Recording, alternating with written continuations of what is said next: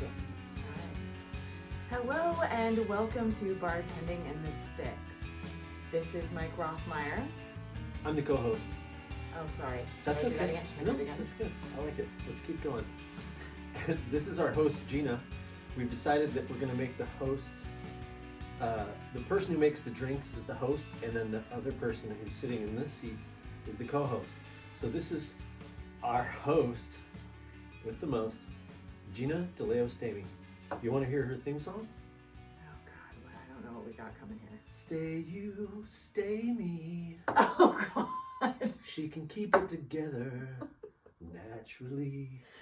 It's a great song. I really hope we don't have to hear that again. I wonder what your husband thinks about that. I don't know. He's not heard it yet, but I'm sure he Okay. will soon. But yeah. Well, I think you should stay you and stay stay me. Wow. All Yeah. right. We're sticking with our 70s theme. You know, we got the 70s thing going on. Oh, well, I guess it's kind of... Is it 80s? Yeah, it's 80s. But, I mean, the feeling is very 70s. The Hangover 70s, the early 80s, I guess. So there we go. You know, Lionel Richie, that song for sure. Okay, Yeah. All right. Well, here we go. So my drink of choice was the Manhattan, if you haven't already guessed from the ingredients in front of us here. Manhattan is my go-to drink whenever I'm at a bar and I have no idea what I want to get. It's always been my favorite. I love everything about it. I think it's very well balanced. It is a little alcohol forward, but I'm all right with that. It might have been an acquired taste. I don't know that if I was freshly 21, if Manhattan. In fact, actually, I was meaning to order a Cosmopolitan one time when I was at a club. And I ordered Manhattan because I didn't know anything. I was not a bartender. I was freshly drinking, and I was like, "Yeah, I'll get a Manhattan, please." This is in They were SoCal, like, you said? No, this was up here. Okay. But I was dancing and just wanted something, and they handed it to me, and I was like, "That is not the right color. I've already whatever. Okay, thanks. Go over and I sip it. I was like, oh. Just not what I was expecting. But That's certainly a shocking difference in flavor. between a Cosmopolitan, which we can talk about it another time, or a Manhattan. But yes, the Cosmopolitan being vodka and cranberry and lime juice, and the Manhattan being mostly whiskey with some sweet vermouth and some bitters. There's a little bit of a difference there. But anyway, I digress. The Manhattan cocktail, shrouded in mystery. They don't actually know when it was created. They think it was somewhere in between the 10 years of 1870 to 1880. They speculate that it was in the year 1874 at the Manhattan Club that it was created at. It was a prestigious men's club. But that's all they really know. It is one of the first of its kind, being made with mixing a spirit with a vermouth and some bitters. Kind of the same thing as a martini or Rob Roy, kind of in that same family. But this one is my favorite. So here we go. Today we are going to be using Old Forester Kentucky Bourbon Whiskey. This lovely vermouth that I had not tried until the lovely Mike Rothmeyer had shown it to me. It's a Spanish Mata Vermouth Tinto. It is really lovely. It's got hints of orange and chocolate to me. I agree. And it's dark. It's got I love the color it makes in Manhattan. Yeah. Like really dark. Yeah. Really herbal, really quite lovely. And then of course the Angostura bitters. Our cherries, and I just stabbed myself, but our cherries. And then the first Manhattans that were ever published called for a lemon peel as the garnish. But I prefer, at least in a regular Manhattan, and we will talk about the perfect Manhattan soon, but right now, with these three ingredients, not this one, we're going to use the cherries. Like I said, it does totally make a difference. The lemon, what's the word? It makes it a little bit more acidic, where I feel like, this is just my own personal opinion, I feel like a Manhattan is made to be velvety, on the sweet side, not overly sweet, but that mouthfeel and everything. And the lemon peel actually kind of takes away from that a little bit. Not that it's bad tasting. I would never say, oh, take that away, you put a lemon twist in there. But I definitely think that the cherry, as long as you have a good cherry, and these are Bada Bing cherries, by the way. There's lots of good cherries out there. These ones are lovely. To me, it's just it just goes better with my palate. So, we're going with my palate because I chose this. This is what we're doing. All right. You're the host, you're the bartender. So normally I do 2 parts whiskey to 1 part vermouth, or 2 to 1, 2 ounces to 1 ounce of vermouth. Some people make it differently, but I think that that's the classic way to make it, is 2 to 1. And I'm making 2 here, so that's why I just did 4 ounces, if anybody's counting. I feel like it's a well-balanced drink this way, and I really do like the taste of the vermouth, so I do like it to be the 2 to 1. And then I do 2 dashes of bitters. Again, I'm going to do 4 because I'm making 2 drinks. My math is superb. Can I make a point too, the way Gina just committed to that? It's really important when you're using bitters, I should say, and you're dashing bitters, you commit to dashing. It should be actual dashes. Not like so often, sometimes new bartenders are just like really just a little hesitant at dashing. Makes a mess too when you do that. Not only makes a mess, but you're not getting the proper dash. I mean, a dash is an actual amount. And I remember reading it in like a David Arnold book, I think, about how many, whatever 0.0 whatever of an ounce a dash actually is. Oh wow! And it is a thing. Yeah. And that makes sense. And there's lovely nerds out there that are calculating all this stuff for us, which is great. It is. It makes a difference in a drink. It really does. It really does. All right. Set that there. While you're doing that too, can I also shout out to Mike Hayes?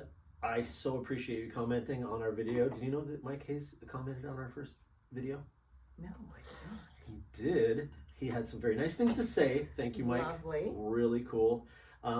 This is the drink that Mike and I butted heads on when we worked together at the Brown Lantern, though, because Mike Hayes likes it shaken. And he did mention that in the comments, too, that we should be shaking. He thinks that we should be shaking. Okay, so yes, and we didn't even talk about that as I was stirring this and you were talking about. No, but this is a good topic. It is. It's perfect. Thank you, Mike. Thank you. I'm a segue for that. guy. You are. You're amazing. It's amazing. So, I'm just going to take these suckers off of here. Oh, because they're dangerous. They are. I mean, I just stabbed myself barely waving my hand over it. I stabbed myself in the face, I'm sure. So, I mean, and that's just me. You're probably fine, but as far as I'm concerned, I really need less sharp things around me. I prefer this drink, and it is supposed to be stirred. Anything that is all alcohol should be stirred, and with fruit juice, it should be shaken. That's just kind of the rule of bartending. It can be bent, obviously, if Mike likes it shaken.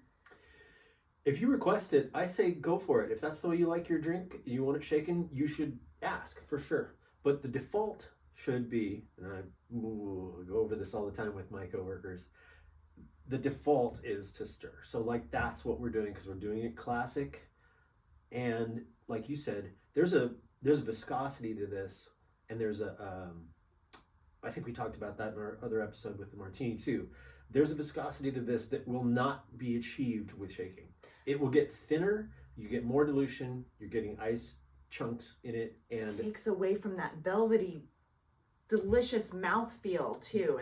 And even with a martini, even with gin and vodka, they are thicker. They're a thicker, like you said, viscosity to the liquid, and that is what you don't want to take away from that in these drinks. And yeah, they're alcohol forward, and I think in the 80s you could go into any bar and they were most likely shaking the shit out of these and putting cherry juice in and all sorts of things that are big no-nos. In the dark ages. Yes, of cocktails. Yes. Are you putting a lemon in this too? Sorry to... I wasn't. We kind of already talked about that. Okay. When we do the... Oh, when we do the perfect. Mm-hmm. Yeah. Okay. Because there is such a difference. I think that we had talked about it before. It wasn't on camera, but we talked about the difference between them and that they're just really... They can't be with us at all times. So... I know. Too bad. It is really too bad. It's too bad they weren't a fly on the wall. Cheers. Cheers. And these are lovely glasses. Thank you, Suzanne. Yeah, Suzanne Rothmeyer with the Art Deco glasses. Damn. Mm-hmm. So freaking delicious. Absolutely. All right, so easy to sip. It is. Do we want to change it? I mean, I can make this one sitting down or whatever. Like, because we don't, or do you want, should I make it right now? Maybe right now, because moving the camera angle will be a little bit... Oh, yeah, because I do have glasses. Okay. Yeah. All right. Now that we've made the classic Manhattan, I am now going to make the perfect Manhattan. And if you don't know what a perfect Manhattan is, it's not just being snooty. Somebody saying, I just want a perfect Manhattan. Like, damn, okay, well, I thought I made a perfect Manhattan, but it is actually the same ingredients, except for instead of 2-to-1 sweet vermouth, it's 2-to-1 half sweet vermouth, half dry vermouth. So 2 ounces bourbon, ½ ounce sweet vermouth, ½ ounce dry vermouth, still the 2 dashes of bitters. And I'm only going to make one, and we're going to split it in these little cordial glasses that are so cute. They are. They really are. Another big shout out to Suzanne. Thank you for these amazing glasses that she found. All right. So 2 ounces. I want to say she got them at Christensen's, the nursery. Oh my that gosh. Also has some, that place is some amazing. Wild stuff in there, yeah. They do. I didn't realize. They have amazing stuff in there, and I could spend thousands of dollars in there. Yes, I tripled.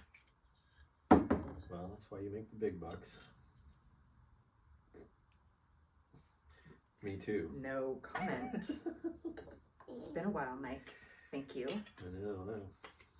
I can't afford You're like, it shows. I can't afford all these drinks. Oh, no. I see what you're saying. No, that's not my... Yeah, no. This is not an issue. So, yeah, the only other difference is that we're going to have a different garnish. Yes. In addition to what you just said. Yes. Right? Yes. I was going to talk about that until I had poured it, but, whatever. I know. Just go ahead and get started. Jump ahead. Please do. Keep the conversation rolling. Again, stirring.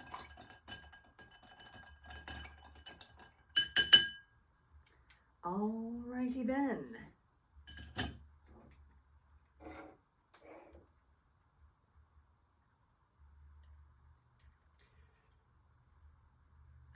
So another thing we had talked about off camera, because I like to name drop, but Andy Ferguson was the first customer I ever had who called on a perfect Manhattan, and I did have to look it up, and this was pre-internet, but that OXO will probably do a way better job, but just FYI.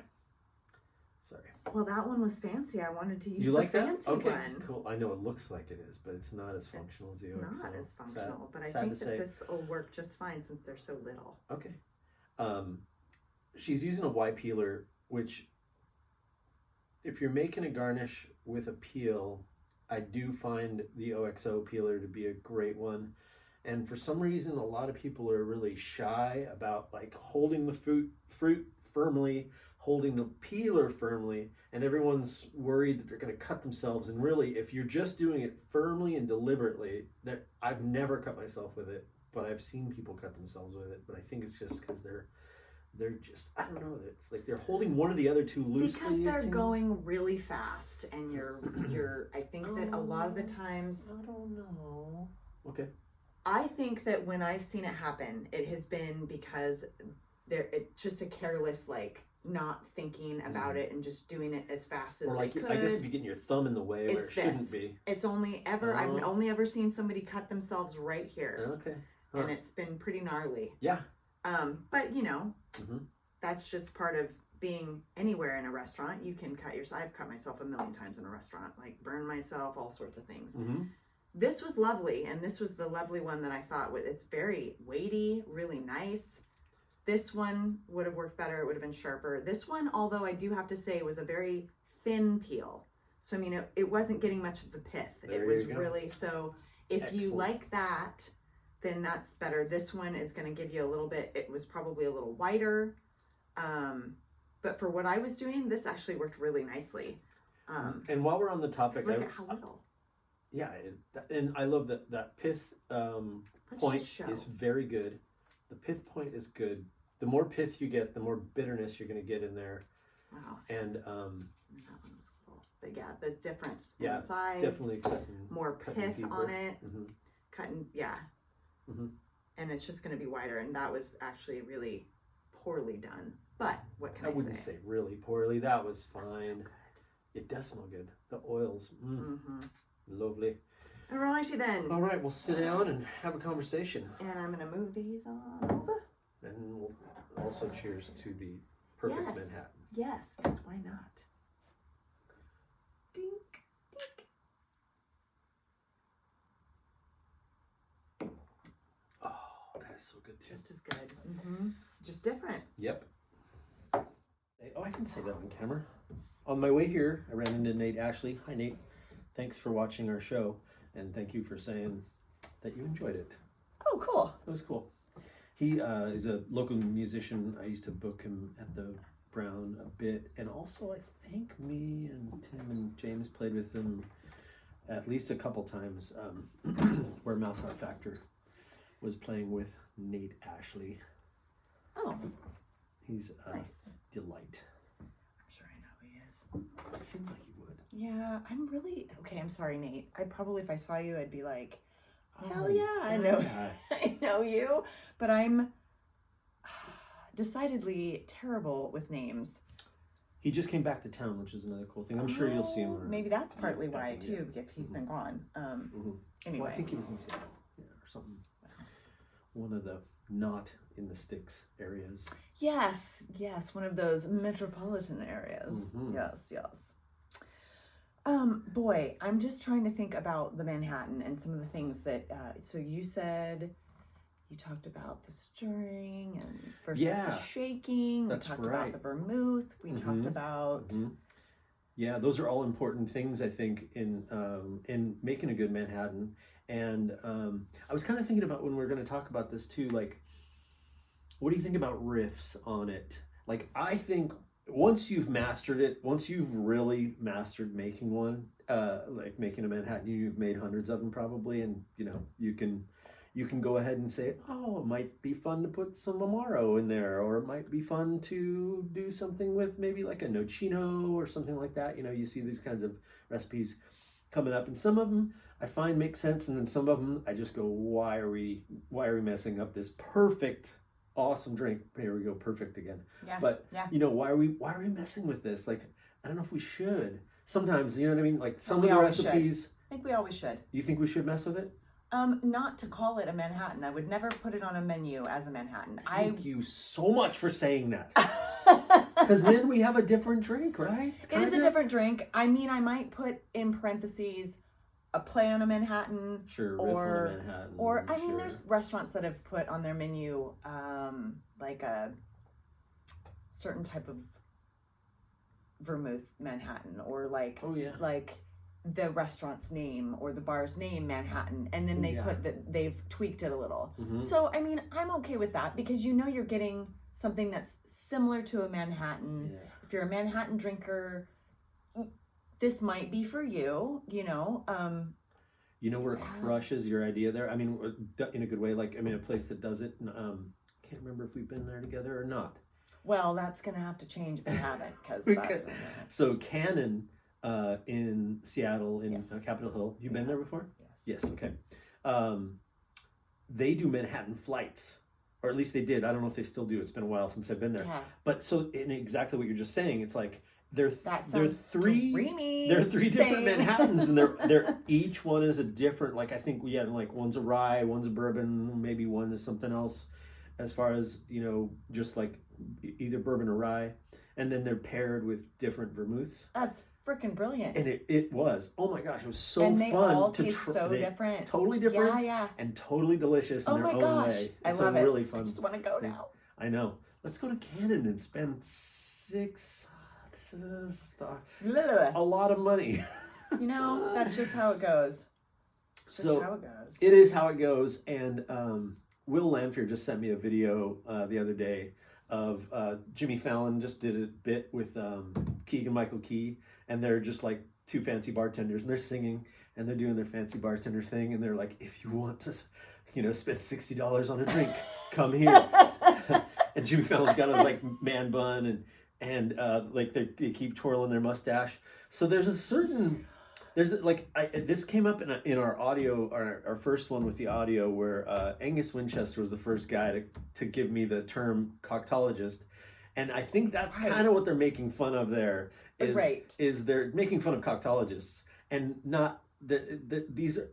I have a hard time calling them bartenders because like they made some great jokes, and some of the points they're making about them having Hemingway memorized and ready to go for you or whatever. I mean, there's just a bunch of different silly things like that. So there's a danger in that, in going down these roads maybe a little too far, and then like letting that turn you into maybe just somebody who's a little too snooty and a little too also, right? Okay. Do we need to spend, or do we need to charge quite that much?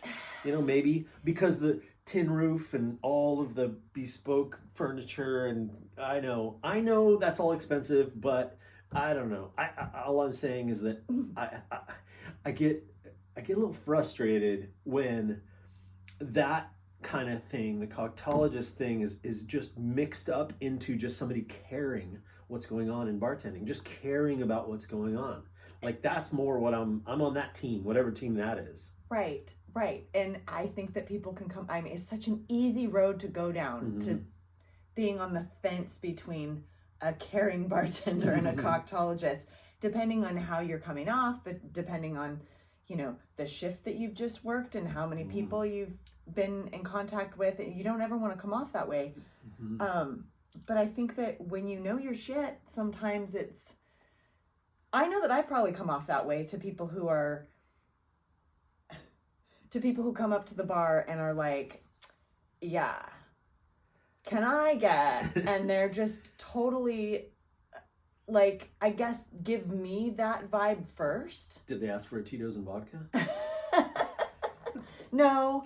Normally they ask for something very specific. Will get you a big eye roll from me. Very, very specific and very, But I think that even the person who's doing that is really just trying to let you know that they know about cocktails and that they've drank a few, and so they want one that's good, and like, it really just depends, and there's just so much going on out there, and it really has always just depended on my mood too, on how I take it. Like if I'm in the weeds and somebody comes up and they're like, so, and I'm sure I've been that person too, because I want a good cocktail when I go to a bar, and sometimes I'm just like, can I ask for, this and this or whatever? And I don't like to be that person. But especially when I was first starting to bartend in ways that I felt were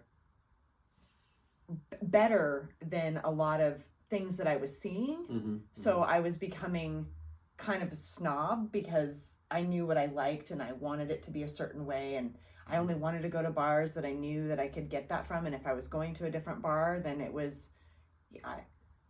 a shot of Jameson or something on the rocks, or not Jameson. Why did I say Jameson? Because it's very popular in this area. But that has never been my favorite or go-to. I meant Maker's Mark, which is like kind of a go-to for me because it's got that velvety feel and it's on the sweet side.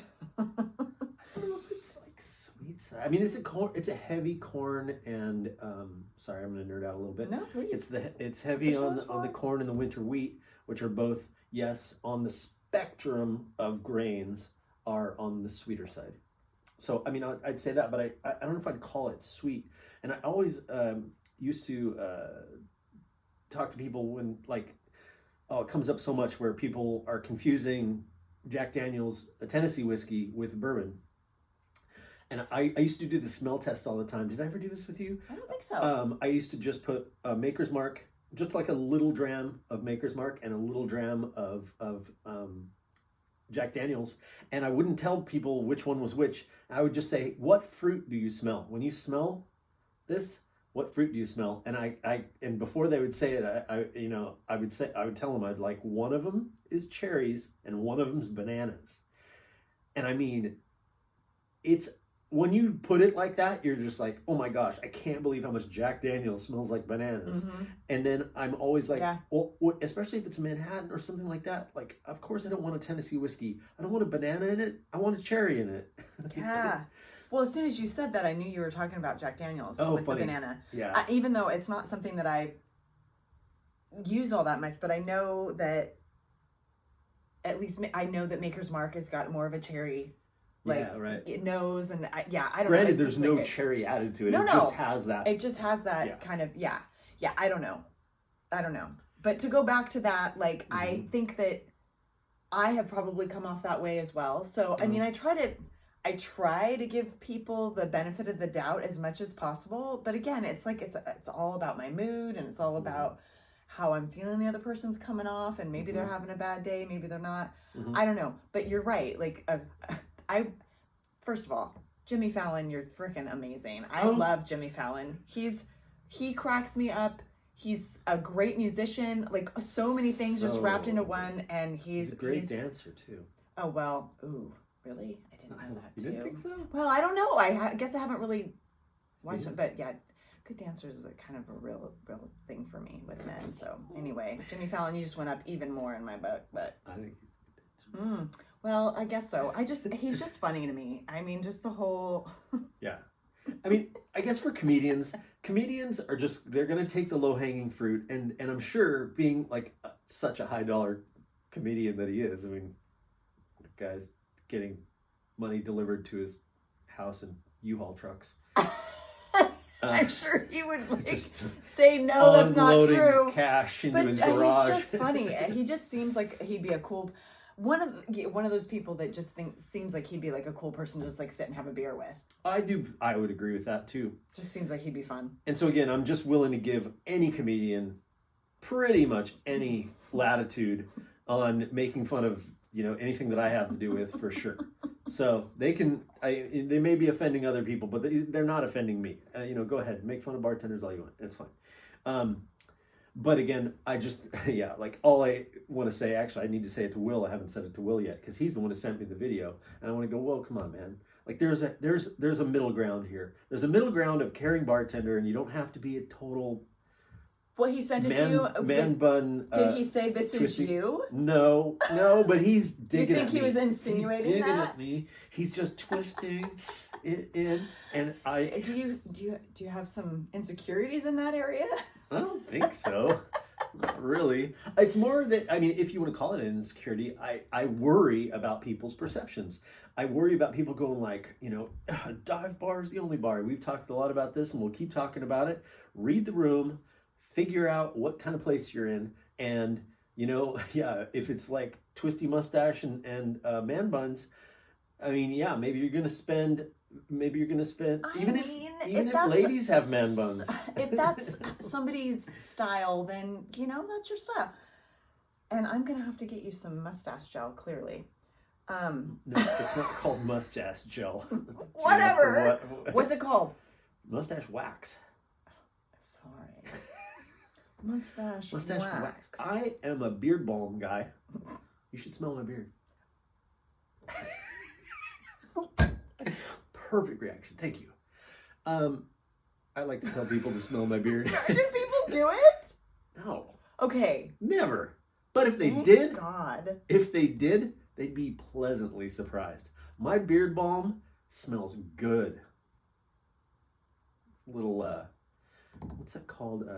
Too many things going through my head to even speak right now, but okay. I could say it creepier too. Like, you should smell my beard.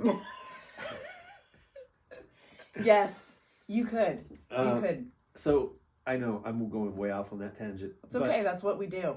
That is what we do. That's what we decided. So yeah, back to it again. I just don't want the perception to be that like we either have a total dive bar, we have this totally pretentious bar.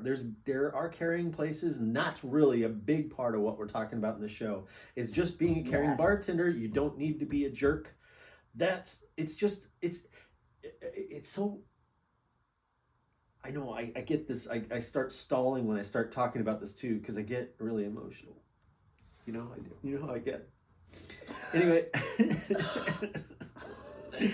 but I want all the bartenders, especially out in the non-metro areas, to kind of like go like, hey, I mean I can enjoy most of my shifts if I'm doing it well and I feel educated, confident, and communicative, and all those ways, and like just accommodating to my guests that want to be accommodated and want to, like you're saying, like you want to go into a place, have a good drink, and you don't want to feel guilty for asking for anything. That's an important thing, and that's why I think you need to read the menu, you need to read the room, and you need to go like, oh, this is a place I feel safe ordering a Manhattan. This is a place I feel safe ordering this or that, and based on what they have on the menu, and maybe I'm ordering something that's off of the menu, or maybe I'm ordering something on the menu. And the only reason I kind of want to bring this up, I want to hear what you have to think about this too. Do you think customers should be aware of how difficult it is to serve a table, especially like say a 4 or 6 top or more? More is like, wow. But a 4 or a 6 top that orders all different drinks, what are your thoughts on that? Like what should a customer be thinking to themselves if that's what's going on? That it's going to take some time. Because Yeah. a lot of the times, if you are the bartender and you're taking the order, then you're making every single one of those cocktails. And I mean, it takes a while. If you're not ordering the same things, then just like I did with the Manhattan, I was able to double up. Right. And whatever, it's like, and if you don't have somebody running the drinks for you, where you're like, okay, I got these up, they can go out, and they're slowly getting their drinks. Right. It's you think that drinks are like, oh, they should just be out quick. Right. But when you're doing a nice cocktail and you're wanting it to taste good and wanting it to look good and you care about it, it's going to take a second. So there's that. Right. And I mean, how many either stirring and shaking tins do we have, or stirring vessels and shaker tins? Like like where I work right now, if I had 6 shaken drinks, I would have to rinse 2 to get to the other ones, especially if like I got a tequila one, I got a bourbon one, and I got, you know what I mean? Like I got, just very divergent flavors that I really need to make sure I'm rinsing my tins properly. Again, that's going to take some time. And I guess all I'm really getting at with that topic really is just like, I want to educate customers as well to go like, oh, I'm going to this cool bar that does a bunch of cool, different drinks. And then my whole party, it's a totally reasonable thing to want, because you want to pass your drinks around and everybody taste each other's drinks. And we definitely did a bunch of that. I mean, we were probably a pretty tough group to handle if we were going out in the limo. We're gonna post some pictures of the limo trips. And we absolutely did, but I think, and I'm not trying to be like, well, but we're different, and that's not what I'm trying to say here, but like, I think that being a table that does that, I think that we were very aware of to take how long, if it comes out in a half an hour, that's fine. That's right. Whatever. We're entering into it with patience, and I guess that's really all that anybody needs to do. Bartenders shouldn't be, upset that they're getting 6 different drinks from 6 different people. But again, the customer should just realize, this is going to be, it's going to take a second. It could be very time consuming, and hopefully you're not looking around and seeing other 6 tops doing the same thing, or 4 tops or whatever. And I mean, obviously, most cocktail bars that are doing elevated drinks don't have that many seats. The bar that I work at does. 70 seats is too many seats to be doing, party after party after party of that many drinks with our setup, the way things are set up there. So, I'm not saying it's a failure of design. It's just something we grew into that's a struggle. I'll say it's a struggle there to do it right and to train people to do it right, and also for customers to understand that this is, look around, there's 70 seats here, and if you guys all order different drinks, it's gonna take a little bit. Yeah, that's a difficult thing, because I know that Union hasn't always been like super busy, and it's a very popular bar now in Anacortes, and it is it's just one of those things where you're wanting to put on really, you want to have some nice things to offer, and it's a lot of people just go in there to get a beer or whatever. But if you have a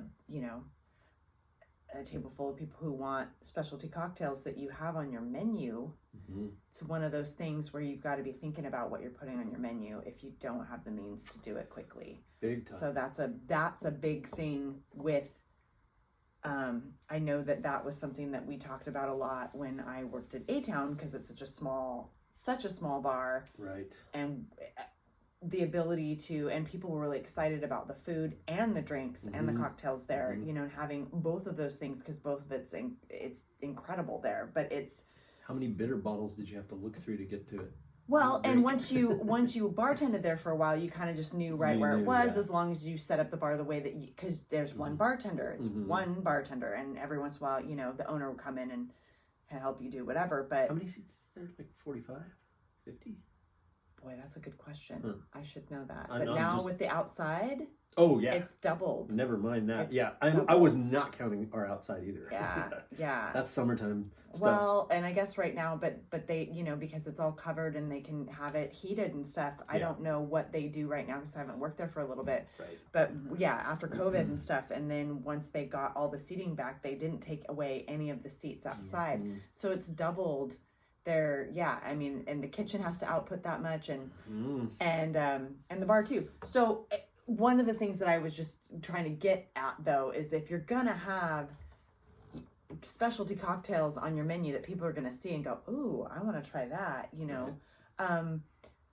understanding what the timeline is on that, how much you're gonna need to, the 15 ingredient drink where you're like, yeah, that's not a summertime drink. I don't even know if that's a wintertime drink, but the wintertime, it's a little easier to pull off. Drink to me. That is a batching drink. So again, do you have drinks that are batched? Do you have, what can you batch that you can just, pour in and pour, but even then, even if you're making a bunch of different ones, and that's just kind of the nature of the beast, I guess. Totally. And those are good solutions. I love that we get on this topic too. Punch has kind of, come and gone a little bit, but I love it. Love it too, because it's designed to serve a lot of people, and it's a batched cocktail. It's what punch is. It's great. And David Wondrich wrote a wonderful book on punch. It's called Punch.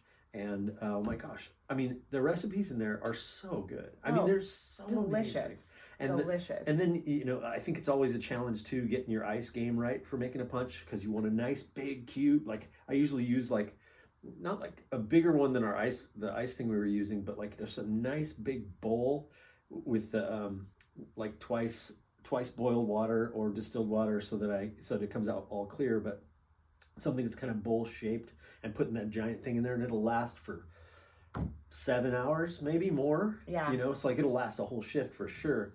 And I don't know, I'd like to see a lot of that. I'd love to see that come back. We batch a lot at Union, and most of them are drinks, again, that we get a lot of calls for. So or have a lot of ingredients, and again, that's just a solution for dealing with something. I don't have to grab 6 bottles and a bitters. It's all here, and I just have to measure it, chill it, and pour it, and garnish it. And so those are solutions, on the topic of serving large amounts of people, and caring about it. That's it. It all folds in. Yeah, and seeing what you can do and what works, and asking your bartenders, what are your ideas, and what are the strengths and the weaknesses that you feel like we have as bartenders and as a staff. Like, what do you think is the most problematic that you're feeling stressed out about, and that you feel like is the hurdle that you need to get through every shift?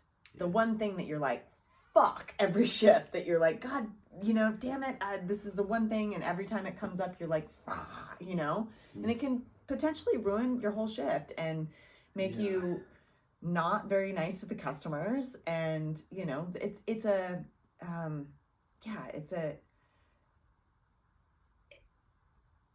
it's beautiful, because it's one of those things that when it happens, it can really create camaraderie with your staff. If you're able to be like, let's deal with this together. We all know that it's the shit show of the shift, right? Like, what's happening? Everybody kind of feels the same about this.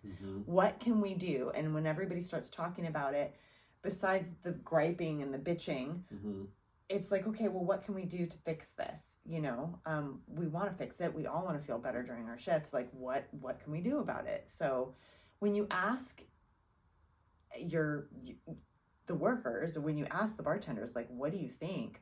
It empowers them, and it helps them feel like they're part of the solution, and also feeling heard. Gina coming in with solutions. I like it. I like it a lot. It's just one of those things. It is hard. It can be really difficult. And when and union has gotten super, I really think that it is what you're talking about. It's kind of that middle ground place in Anacortes that's not like a dive bar, but it's not super pretentious. You can go in there and say, Yeah, you can get an old fashioned with a big rock and well put together. Yeah, or you can get a freaking Pabst. You know what I mean? It's like you can, and we'll open it for you. Ooh. Yes. So I think that it's clean. It's the people who work there are great. It's excuse me, it's not one of those like dark dive bars that you're gonna be like, who's in the corner over there? I don't know. The girls and that those work are great, there kind of mean to me. They're kind of mean to me. Another sad story. I should keep it up if any of those girls are watching. I'm looking at you, Malia. Me? What? No, she'll enjoy that. She enjoys being called mean. She likes it. Well, and if we backtrack a little bit, when you're talking about like being that bartender that's either a cocktailologist or a bartender, and you care about it, and that's part of why we're doing this show, is because you care about it so much, and it's something that you love. And I think that you're definitely going to have the bartender that just wants the job and wants whatever. But I can talk to every bartender out there, and any job really, if you understand it and you get behind it and you really start to do your homework on it and stuff, you're going to enjoy it way more. Nobody likes to be asked questions that you don't know. Can you make one of these? Sure. And then you're like looking it up, which I still did. Or I would be like, I've never heard of that. What is that? Do you know what it is? Well, I know it's kind of this. And most of the time people don't know the exact everything about it. So I have to go look it up, but I tell them about it. No, I actually haven't heard of that, but I'll see what I can do to come up with it, or, whatever. There's so many things, but if you... I know we're running out of time. Oh. We're getting close. Yes. Sorry. I had my eye on the clock. I'm being interrupted. I know, I'm sorry. But you just brought up a really interesting thing that's on the other side, I think, of it. And I want to hear what you think about this, because I'm encountering bartenders, like younger bartenders, that are getting stumped on stupid drinks, and I'm not kidding. you're going to agree with me. These are stupid drinks. We don't have the ingredients to make it at Union. If you want it, you just didn't read the room right. And yeah, I'm sorry. And it's fine. That was a judgment. Hey, listen. I'm talking about a redheaded slut and a Washington apple. Those are the two. And these are very popular drinks up in this area. Did you ever make those drinks? I don't think I've ever made, well, I know that I've made a Washington apple a number of times. It's been a long time, but a redheaded slut, I think I maybe have made once or twice, and that was back in the Seeds days, so that was a long time ago. Ugh. So yeah, I mean, I don't have a problem with Jaeger. I don't have a problem with peach schnapps. They just belong in better drinks than a redheaded slut. And then same thing with a Washington apple. I'm fine with Crown and Canadian whiskey in general. I know a lot of people like to crap on Canadian whiskey. I'm not going to do that. But that was kind of crapping on it just by saying it, don't you think? No, don't you think? No, it wasn't. Okay. No, there's good Canadian whiskey. And I will totally enjoy it around the campfire. Again, that's one of those things. Like Canadian whiskey. Time and place. Canadian whiskey around the campfire is spot on. We had some customers recently, and I know you're not watching the show, so I don't feel bad, calling you out. There's no way you're watching this show. No way in hell. They're from Florida. They were really excited to tell us. But then they're ordering. First, they asked the bartender again. This is a younger person who didn't know what a Washington apple was and didn't know the ingredients. So, she's being stumped by the order, and it's not a good feeling to be stumped by an order like that. Like, because they just looked to me and they're like, "Can we make?" I go, "No, we don't have peach schnapps, or we don't have a pucker. We don't have apple pucker." What kind of bar doesn't have apple pucker? I ask you. A lot of different bars. And then, I'm about to meet with, I love name dropping. I'm about to meet with Jim Rumdahl tomorrow. He's in town selling some of his wares, some of his lovely, lovely liqueurs and spirits that he's selling. And he's one of those champion bartenders that I learned so much from. I mean, he taught me so much. But also, he was the guy who was in one of those classes. I was in a class, and I think it was Audrey Saunders and somebody else, or maybe not Audrey Saunders. Here I go again. I'm dropping names. It doesn't matter. It doesn't matter. These were big names. And anyway, he at the time was all into blue curacao and just making all the drinks blue. Just make everything blue. And I mean, he was a bar owner and a bartender at the time. And it's like, hey man, I mean, if you want to be a little kitschy, I guess that's fine. It's fun, whatever. Anyway, Jim, I want to hear. I'll hear tomorrow because I'm going to talk to you about it. But I wonder if you're still on the blue curacao train. Is that still a thing you think should happen? And don't you dare tell me that apple pucker is coming back, because I will not have it. Jim. Damn it, Jim. Jim. Oh, Star Trek references. Listen to that. Damn it, Jim, I'm a bartender.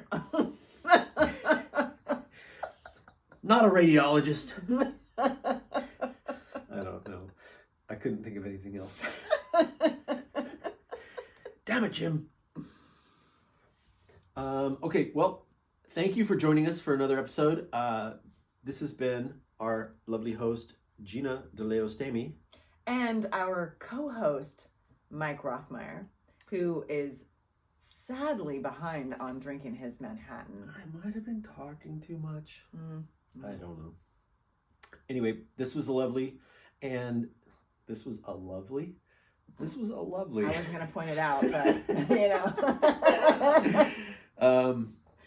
And I guess what I always want to say is check us out on YouTube. Please subscribe, and share it if you are willing to go that far too. And comment We wanna hear from you. And want to know, sorry, I'm going to put my own Get in two there. dots in here. Get in there. Tell us what you want us to talk about. And we'll talk about it. Yeah. I mean, it depends, I guess. We're not talking about depends. Not a chance. Damn it. Anyway, thanks. Bye. Bye, I'm almost done. Mm-hmm. I can't believe I just did that. What in the world? I really hope you keep that in there. I'll do it if you watch it and think it's great.